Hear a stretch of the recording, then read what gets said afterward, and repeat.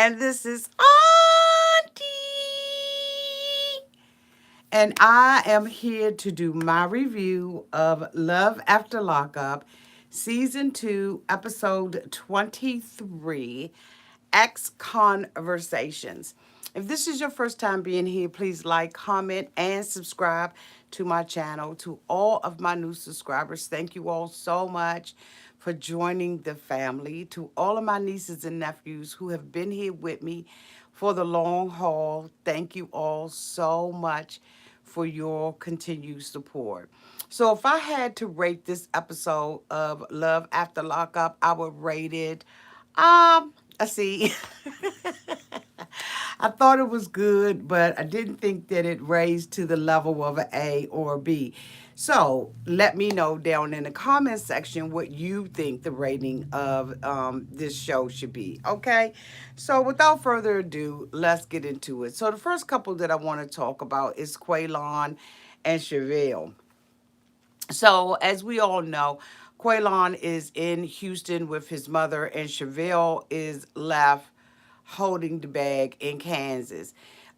She, of course, last episode when we saw her, she had indicated, that she was deleting his phone number from her cell phone.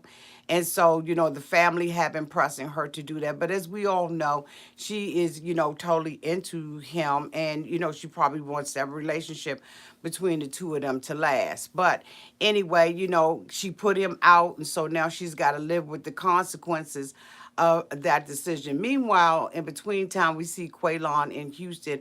He now has a job sweeping up hair at the barbershop and is faking as if he has a license or a certificate to cut hair. Now, maybe he got it while he was in prison. I don't know. But he was indicating that, he has the first chair and, basically in a barbershop, nobody wants to be the one that's sitting at that first chair. You would think that you would, but no, the straight up barbers are always in the back of the house and they washing, okay? So anyway, Quaylon is, talking to the homeboys and he is pretending as if he, wants to be dating this girl, Chi-Town.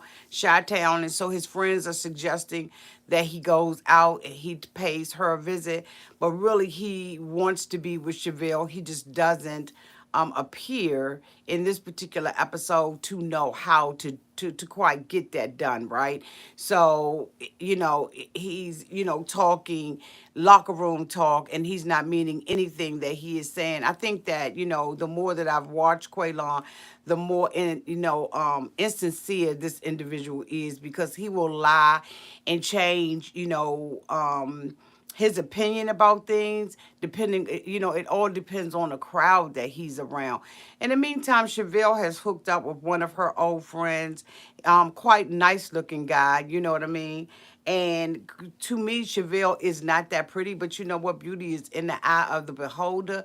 The two of them, she said, knew each other since high school, but they had never dated one another because the two of them had been already in other relationships with one another, right? So they, the two of them never like really hooked up with one another. And so Shavelle is going through, the guy tells her that he is single, and so she jumps right on it. Although she says that she wants to be single and she wants to get herself together and she wants to live this kind of life, right? She jumps straight on the first dude who shows any kind of interest in her.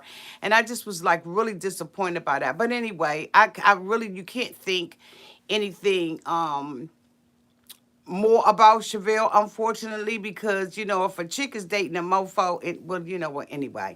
So the two of them go out on a date. She gets to the restaurant before he does. She's already sitting down, and he's like, damn, you couldn't wait on me? And so she gets into, he comes into the restaurant, and they have dinner, and they're making eyes at one another and talking about, her relationship. And she said, her family told her within 90 days that Quaylon was going to cheat on her, and she was afraid, to really admit to the fact that they were right about it. Her and this dude asked her out on a second date, and I don't believe any of it, right? And I'm saying, he's a wonderful, aspiring actor, and we appreciate him showing up on the show. But if we none of us really truly believe this, right? So I mean, it just is what it is with the two of them. Next, so the next person that I want to talk about is Amber and Poppy. Now, I'm going to be saying some things that y'all may not like me, and I probably need to put that disclaimer on all of my videos from here on out. You may not like me after this review. But we see Amber be excited. She's picking Puppy up from jail. Her and Puppy had this relationship while they were in jail, right? And so Puppy comes out of jail and she's ecstatic to be out. They talk about their relationship and how they used to sleep up with one another, and you know what I'm saying? And so, it is what it is. So she gets her out of jail, and Puppy has not been reformed, in my opinion. She is, if Amber is not careful, Puppy is going to bring her down. Now, I saw an interview that she did with somebody, and I just was like, while I like Amber, I don't like Amber's the decisions that she makes, or at least the decisions that she allows people to make for her. I think that she really needs to step up into her grown woman pants and handle herself in another way, because you are who you hang around.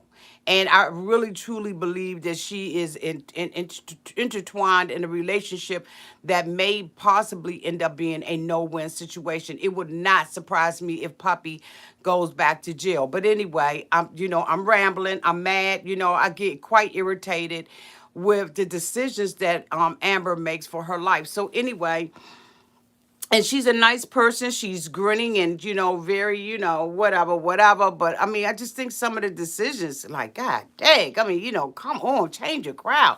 But anyway, so, the two of them go to a restaurant, to a little diner to have breakfast or food. And, Amber has given Puppy some clothes. Puppy goes into the bathroom and she changes into those clothes.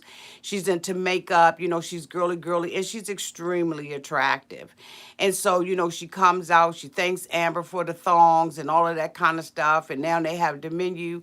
And there's a lot of things that, she, hasn't been able to make any choices for herself since she's been incarcerated. And so, Amber says that, she'll do that for her. So the two of them begin to have a conversation about is that his name? I can't remember Vince.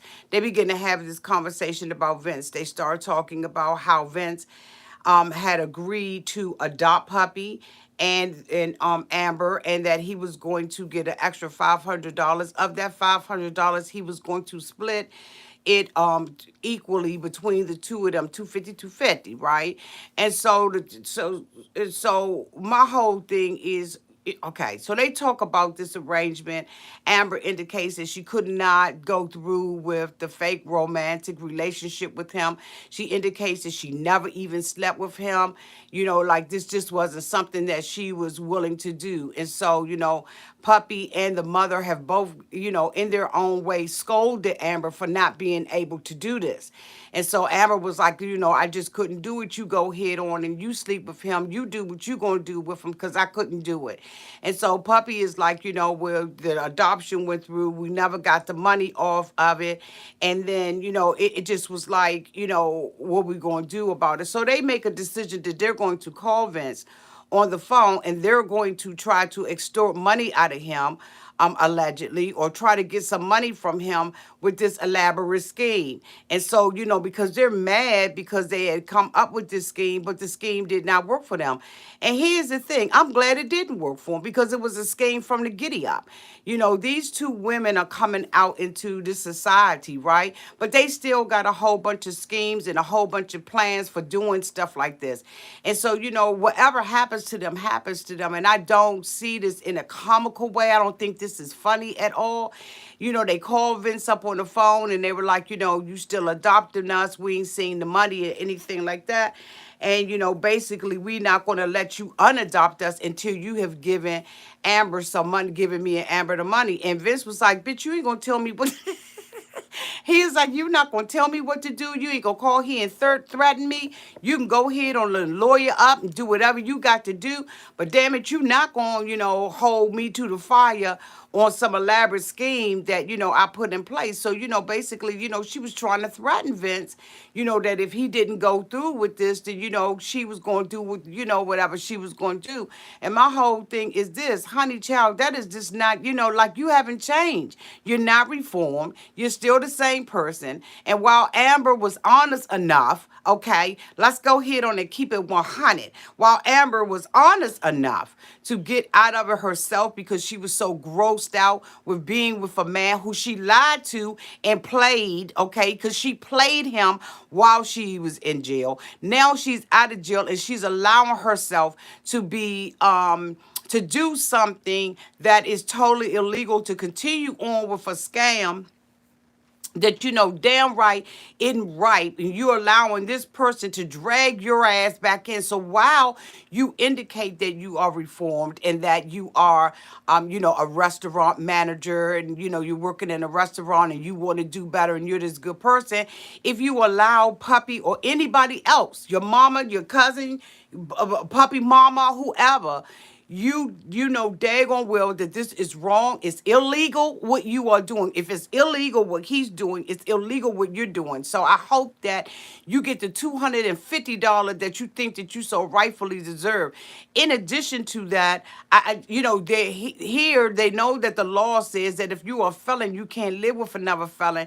Yet and still, you know that you just picked this felon up from prison, and you got the fella living in the house, and you like, well, we gonna do what to do, even if we got him married. Again, another scam, another trick. Y'all understand what I'm saying here? You just ain't that damn reformed. Now, I mean, we're rooting for you and we're hoping that you start making wise decision, grown ass woman decisions.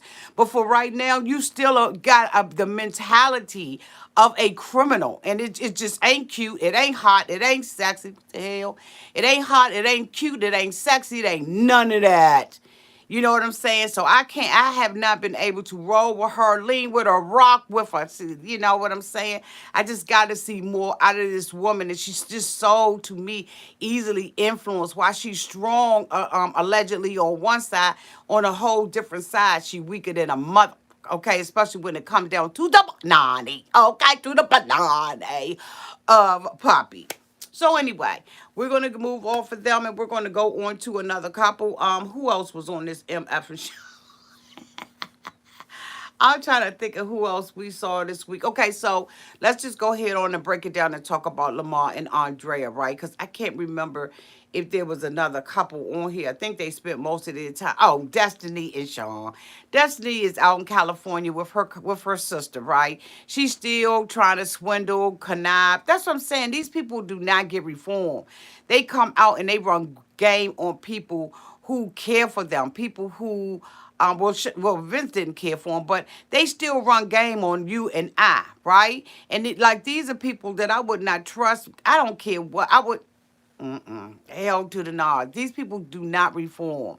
They get wiser, slicker, in my opinion. So anyway, Destiny is with her sister. She's been ducking Sean's phone call. She keeps saying, Sean, keep texting me and keep calling me. Why wouldn't he continue to keep calling you and texting him? You got his credit card and you got his car, and he don't know where the hell either one of y'all are? Like, are you serious? The phone you're using belongs to Sean. Okay, now he just dumb it in a motherfucker. He dumb it in a bag of bricks, but you got his shit, okay? And so until you give him his stuff back, of course he's going to keep calling you because you have not cut the relationship off with him. You just ran with the man, okay?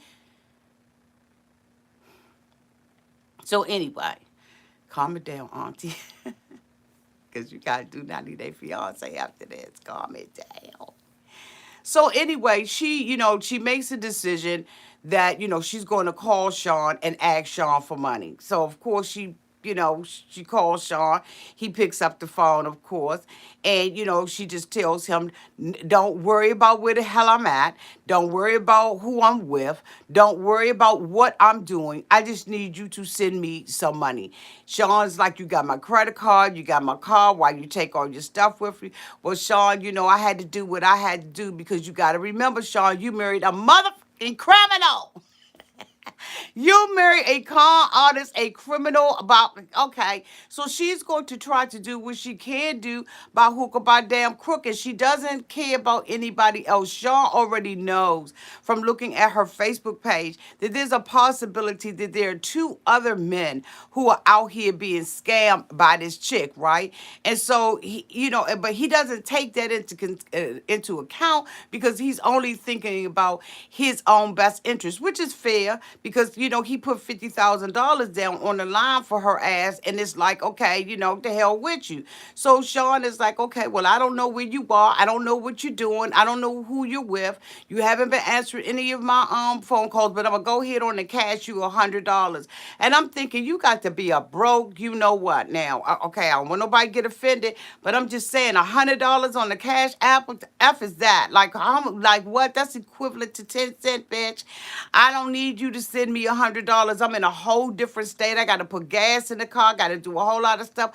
$100. But I guess since she's swiping his credit card all over the place, so her girlfriend comes over and she's showing off to her girlfriend and lying and telling her girlfriend that basically, Sean had lied to her about his baby mother, and that, this is the reason why she's doing that. It's a tit for a tat type of thing. And since he's been doing this is what I feel like I have a right to do.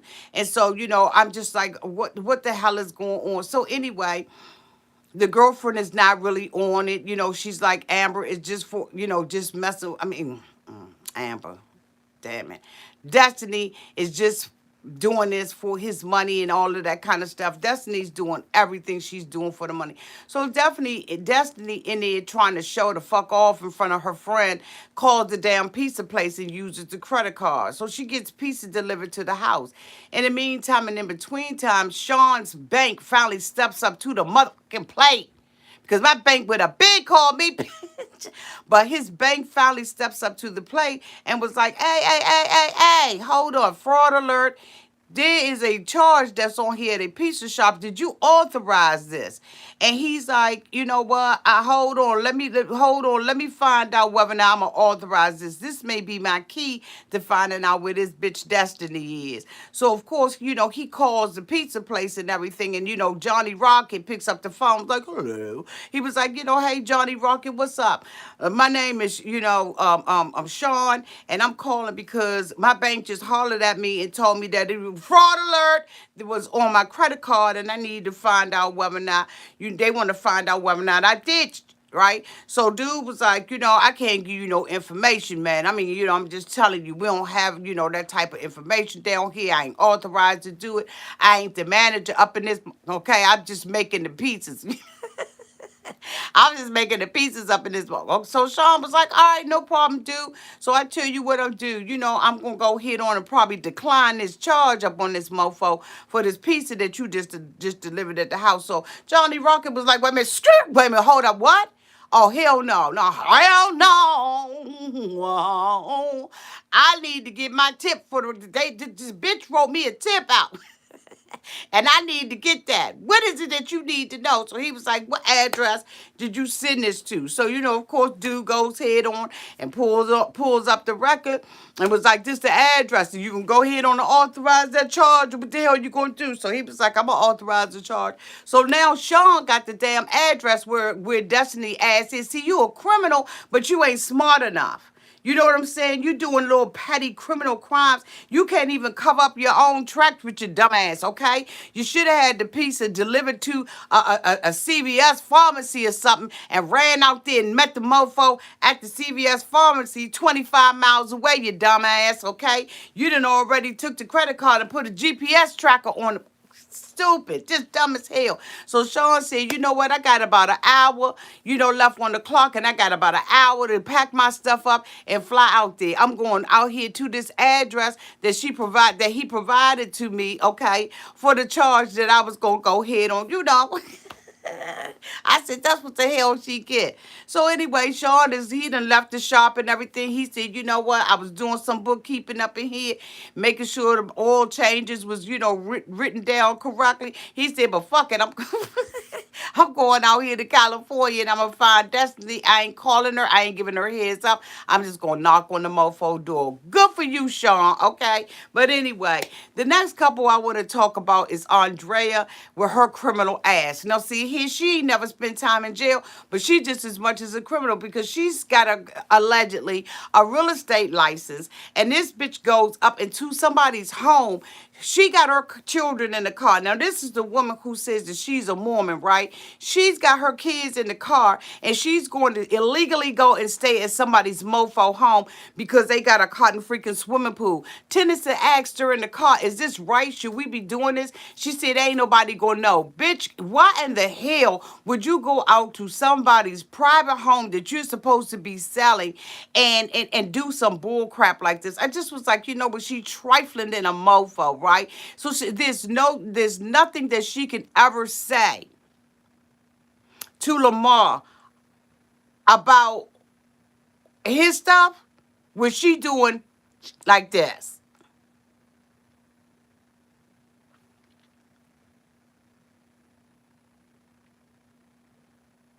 You got your children. Uh-huh. Now, the neighbors next door on either side, that side, that side, that side, that side, see these little black kids. Now, I don't know what kind of neighborhood you in, but they see these little black kids in this house. They know it's a for sale sign on the outside of the house, and you got these 3 little black babies in this pool.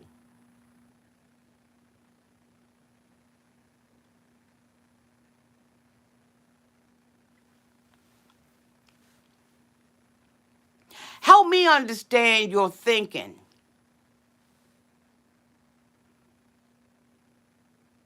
You creeping up in somebody else's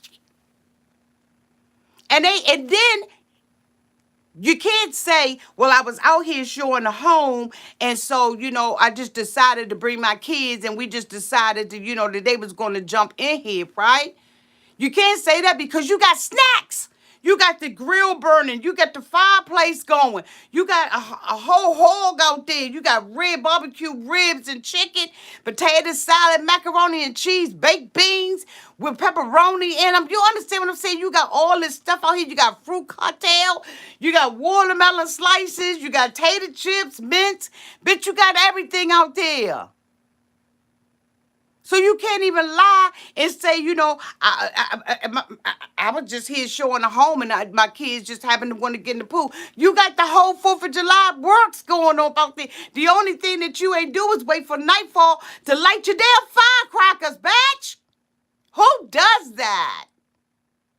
And so they out there, and she said, like, Tennyson, I spoke to the Holy Father, the Comforter that I don't know, and I asked him, what could we do? And Father spoke to me so quickly, and he told me, you go ahead on a wild safari chase and go back to Africa.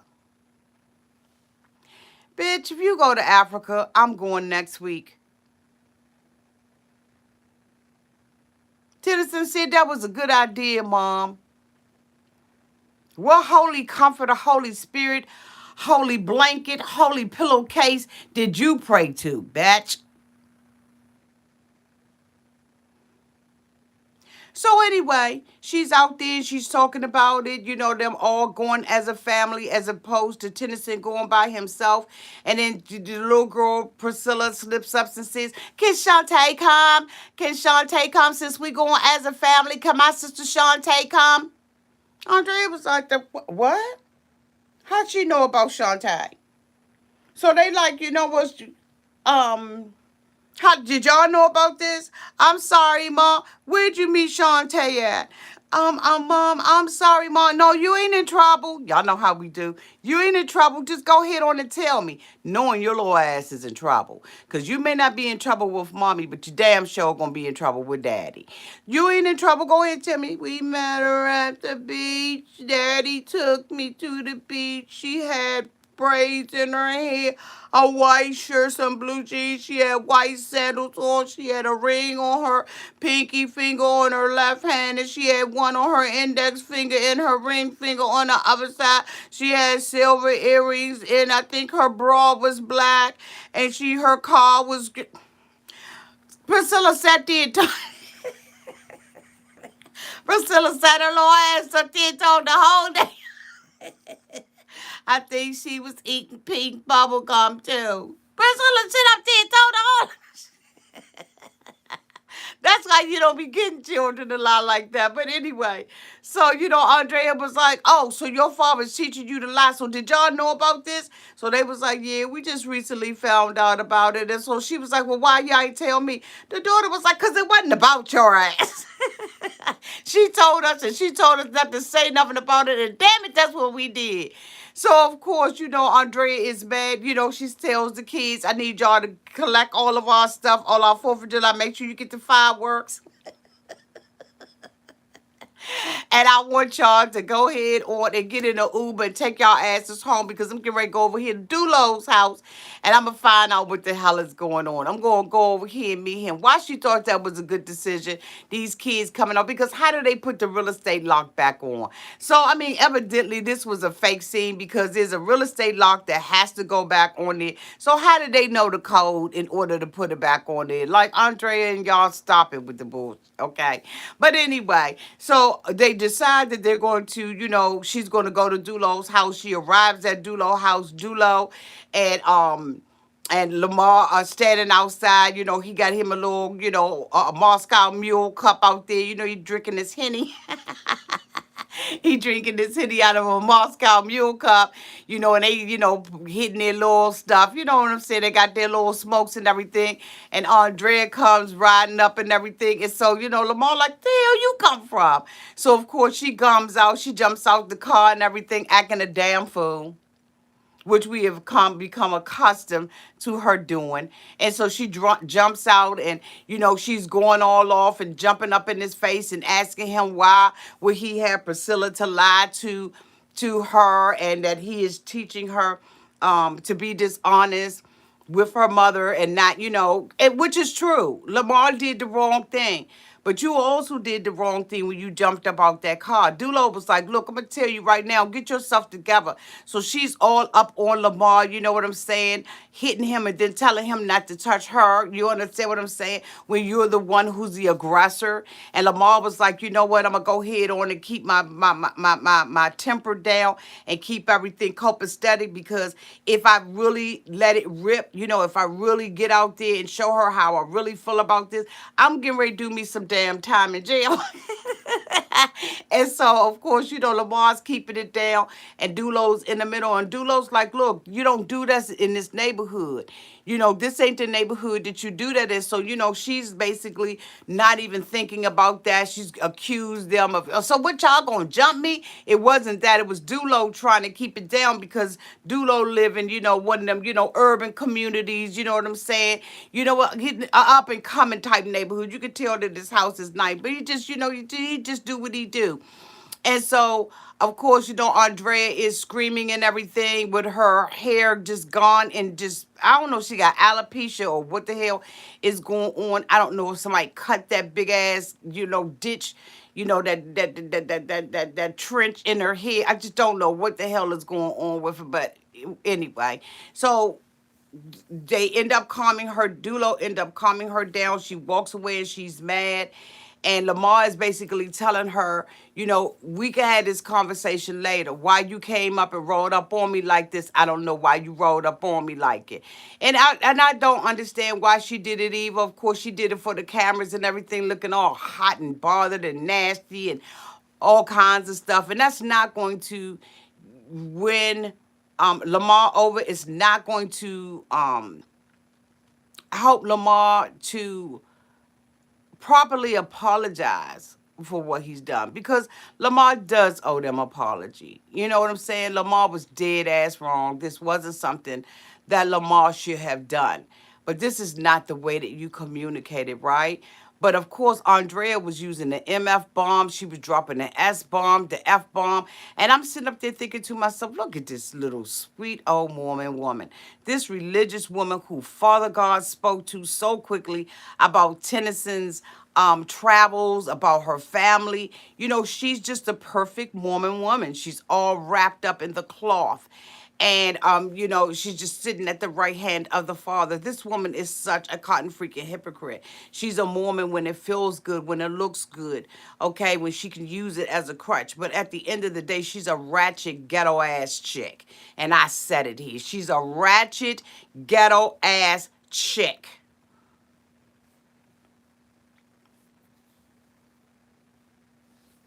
That felt really good to say. Like I've been wanting to say that for quite some time. And it finally came out. And bitch, it felt good. But anyway, so you know, Lamar is like really, really upset about it. You know, he doesn't even want to go home now because he has to deal with this. And this is the reason why Tennyson has not wanted to go away, because Tennyson has watched the arguments and all the stuff that has been going on between his mother and Lamar. And this is a perfect example about why he doesn't want to leave his baby sister. Lamar was absolutely wrong about the way that he handled everything.